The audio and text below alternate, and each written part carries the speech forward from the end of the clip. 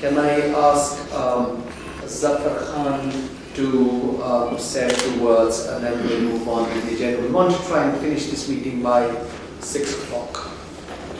Thank you very much, Lord Wazir, and thank you also very much for chairing this meeting, and also for colleagues around the table and indeed friends across the table who have taken this time to be here, to, as Lord Nazir quite rightly says, to commemorate the martyrdom, 26th martyrdom anniversary of a great son of the soil who gave his life for one cherished goal, and the cherished goal is to get for his people the right to determine their own political and constitutional destiny in their own country. And I think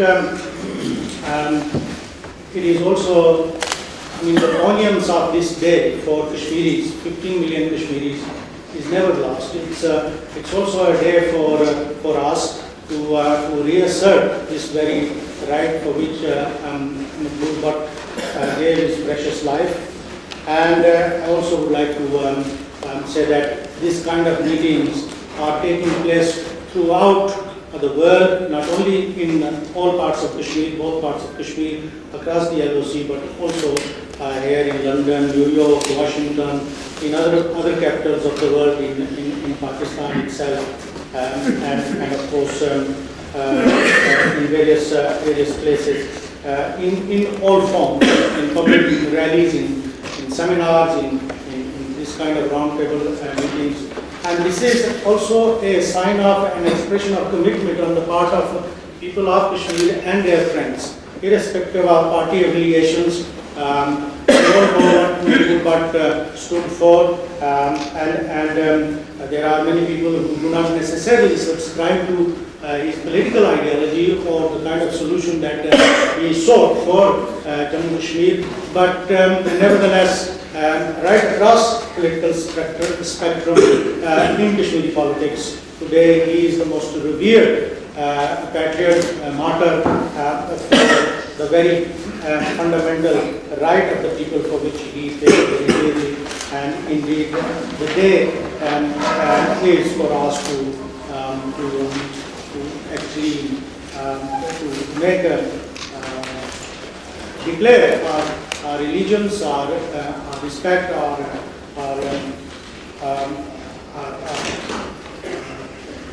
objective of continuing the struggle until the realization of the right of self-determination of people of Kashmir. Kashmir is quite wrongly seen as a dispute between India and Pakistan, and in fact, Mahbub Bhat symbolized this erroneous, his struggle for self-determination actually was a way of expressing this erroneous, expression against the erroneous position that actually prevails. And also, I mean something that Lord Wazir has quite rightly said, that it is not a dispute between India and Pakistan. And if I might add, it is not, there are not only 3 parties to this dispute, there are 4 parties. The 4th party is the international community. It is particularly the 5 permanent members of the Security Council, who in fact, as Lord Nazir has said, they intervened in Iran, they intervened in Afghanistan for a principle. Whatever that principle is, perhaps we may have differences with the coalition, but they are principle. And one principle here is also the principle of the rights of the people, which have been ignored for over 60 years. So this day, in fact, is a poignant day for us, and no doubt colleagues around the table will speak.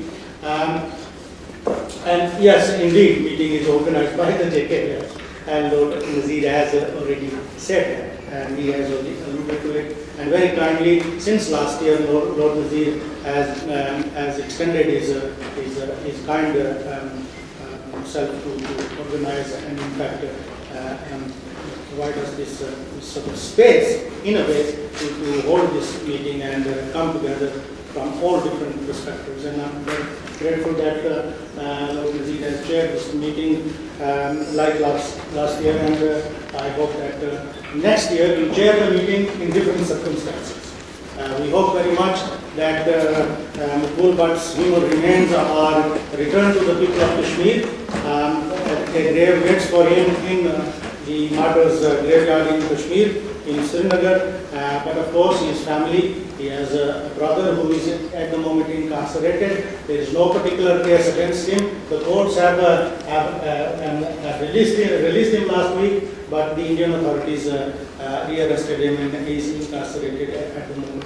And he is the only surviving brother of Shri Kashmir. His name is Zohar Bhatt, and his family is there. He has many followers.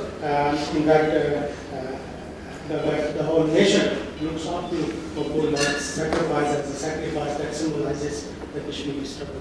So I don't want to say and speak anymore because there are colleagues on the table who would like to speak, except to say that Lord Avery, our friend of long standing, who has in the past many times organized meetings on his own and also with Lord Nazir on Kashmir, and he has been a particular friend of the Kashmiris since 1990, and he is not able to be here with us, although he has very kindly sent a message, and it's a brief message, but it says quite a lot. And if Lord Nazir should allow me, I'd like to say, read it out.